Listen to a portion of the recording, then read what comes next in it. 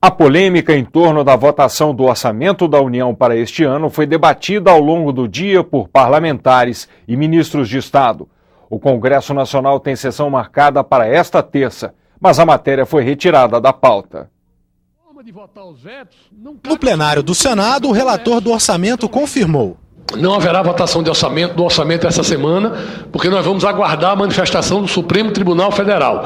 Então a ideia é que o Supremo possa se manifestar rapidamente, nós torcemos por isso, para que tenhamos a condição, se possível, de votarmos na próxima semana o orçamento do Brasil. O Congresso aguarda que o Supremo decida, com base na Constituição, se o projeto de lei orçamentária pode ser votado antes da análise de mais de 3.000 vetos presidenciais. Para o líder do PSDB, a pauta está trancada. A Constituição diz que enquanto houver vetos que não foram votados, fica suspensa a tramitação de todas as proposições que são da competência do Congresso. Logo, se não se votam os vetos, não se pode votar o orçamento. Os presidentes do Senado e da Câmara se reuniram para discutir o assunto. Nós temos dois caminhos.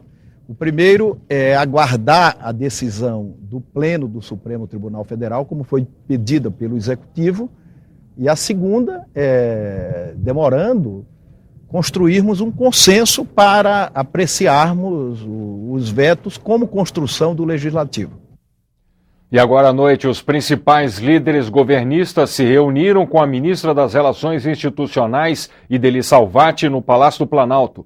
É de lá que fala ao vivo o repórter Tiago Tibúrcio. Boa noite, Tiago.